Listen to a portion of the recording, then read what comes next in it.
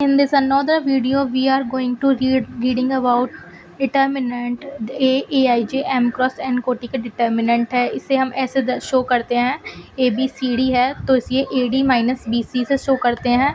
ए 3/3 कोटि का है तो अपन ए लेंगे, ए के जो सापेक्ष इसका ए के सापेक्ष से खोलेंगे तो इसकी रो के ए के अलावा सारी रो की एंट्रीज और कॉलम की एंट्रीज को छोड़ के बाकी दोनों को ई आई एच एफ करेंगे। इसी प्रकार बी के सापेक्ष लेंगे तो रो की और कॉलम की एंट्री को छोड़ के डी आई और एफ जी लेंगे। बी हमेशा माइनस में लेते हैं। ये चिन्ह ऐसे होते हैं plus minus plus minus plus minus plus minus plus. फिर ये हम इसके सापेक्ष खोल लेते हैं। सारणिक का डिटर्मिनेंट का किसी भी पंक्तीय स्तंभ के लिए विस्तार किया जा सकता है। किन्हीं भी दो रो या कॉलम को आपस में बदल जाता है तो सारणिक में कोई परिवर्तन नहीं होता, बस उनके चिन्ह बदल जाते हैं। ओके। फिर ए का ट्रांसपोज का डिटर्मिनेंट ए होता है, ए बी का डिटर्मिनेंट ए डिटर्मिनेंट बी होता है, के ए का डिटर्मिनेंट के की पावर एन कोई भी स्केलर और डिटर्मिनेंट ए होता है। नाउ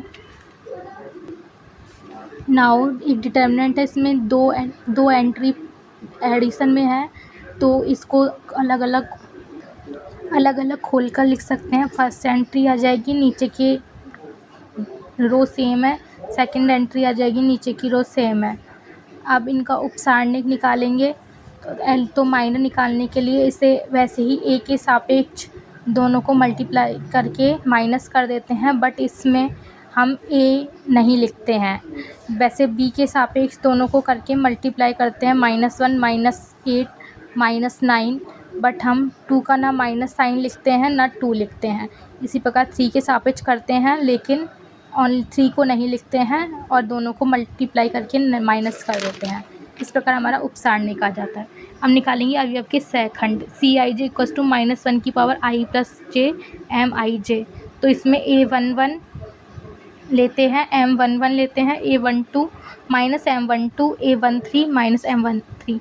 M11 उपसारणिक है और A11 इसके एलिमेंट्स हैं। यदि किसी रो या कॉलम के अवयवों को किसी अन्य रो या कॉलम के अवयवों के संगत फैक्टर से गुणा किया जाए तो सारणिक शून्य प्राप्त होता है। जैसे 211 को C11 से मल्टीप्लाई किया, 22 को C12 से, 23 को C13 से। हम पीछे वाले सारणिक से लेते हैं 21 यानी -1 को -2 से मल्टीप्लाई किया, इसी प्रकार 1 को -2 से मल्टीप्लाई किया, 4 को 9 से और 2 को -9 से, तो 0 आ जाता है। अब हम एडजॉइंट ऑफ मैट्रिक्स निकालते हैं। A I J N cross N, B C I J N cross N. तो एडजॉइंट ए इस प्रकार सारे सहखंडजों के रो और कॉलम से प्रदर्शित करते हैं। अगर determinant A is not equal to 0 तो ये व्युत्क्रमणीय है, और अगर इक्वल टू 0 होता है तो अव्युत्क्रमणीय है। ये कुछ सम बेसिक फॉर्मूले। A adjoint A equals to determinant A I N, तो इसको adjoint A upon determinant A inverse का फॉर्मूला हो जाता है। एडजॉइंट ए का डिटर्मिनेंट ए और डिटर्मिनेंट ए की पावर n-1 हो जाता है। एडजॉइंट ए का फॉर्मूला डिटर्मिनेंट ए की पावर n-2 हो जाता है। एडजॉइंट ए का डिटर्मिनेंट ए की पावर n-1 का स्क्वायर हो जाता है।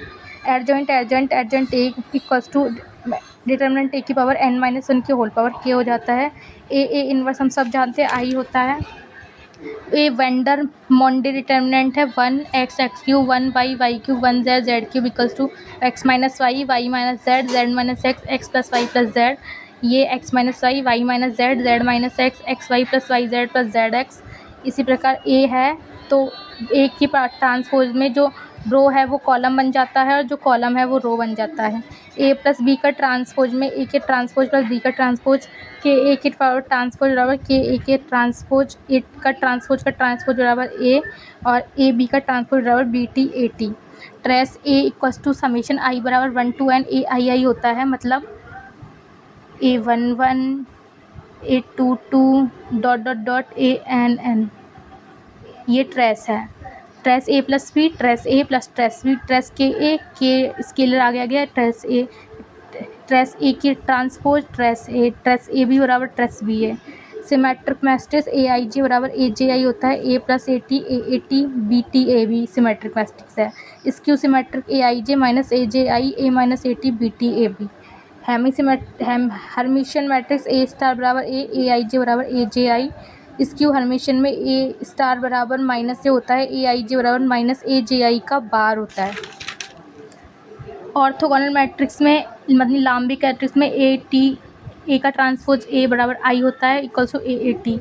यूनिटरी मैट्रिक्स में मतलब एक ही काव्य में ए स्टार बराबर ए बराबर आई होता है। यू जे करते हैं तो ए वन बार ए2 बार, तो A1 square plus A2 square हो जाता है। क्रैमर रूल लगाते हैं हम, a1x b1y equals to c1, a2x b2y c1। यहाँ से डेल बनाते हैं फर्स्ट कॉलम में, ये हम इक्वल वाली आइडेंटिटी लगाते हैं तो डेल 1 निकल जाता है। सेकंड कॉलम में लगाते हैं तो डेल 2 बन जाता है। x equals to del 1 upon del, y equals to del 2 upon del. अगर डेल नॉट इक्वल टू 0 है तो unique solution, del not equal to 0 है, डेल 2 नॉट इक्वल टू 0 है तो नो सॉल्यूशन। और अगर del 1 equals to 0, del 2 equals to 0 है तो नो सॉल्यूशन और इन्फिनिटी सॉल्यूशन आता है।